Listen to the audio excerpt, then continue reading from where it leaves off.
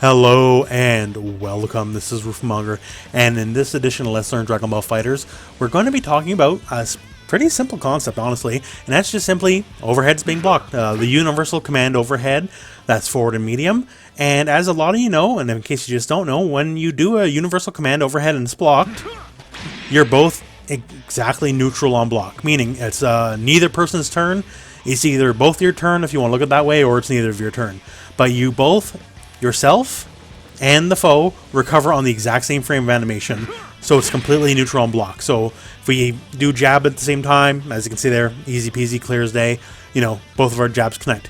However, this isn't universal, and that's what I want to talk about, because I notice a lot of people don't really keep this in mind, because this is a way, depending on your character versus their character, you can actually really abuse someone and constantly keep taking turn after turn after turn.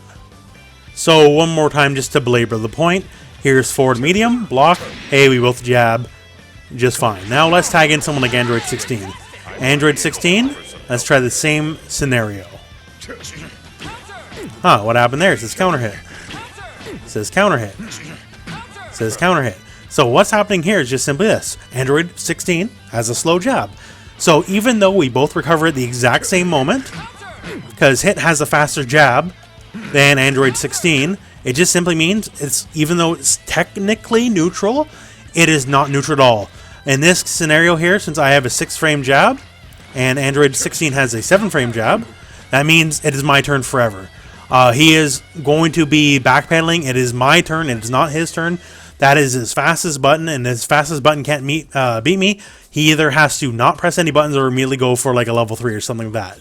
So when you are a character that has a standing light faster than the opponent's standing light, even though this is supposedly a neutral situation after the blocked overhead, it is actually not a neutral situation in the least. Now this actually works on much the same in reverse as well.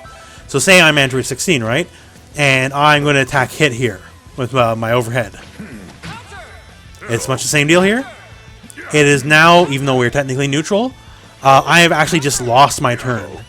So the point I'm trying to get across here is simply keep your matchups in mind. Even though, once again, on paper, this is supposedly a neutral on block move, depending on your matchup, it can be actually not neutral at all. So a lot of the larger characters, like, you know, 16, Broly, and some other characters, say like Vegito and all that, they have 7-frame normals, meaning all these characters, if you make them block a standing overhead here, the command overhead, it is actually your turn over theirs. And much the same, if you are one of these characters and you make the enemy block your overhead, as long as they are thinking about it, you've just lost your turn, because there's nothing you can do that'll be faster than their standing jab. So this is just basically a thing keep in mind for matchups.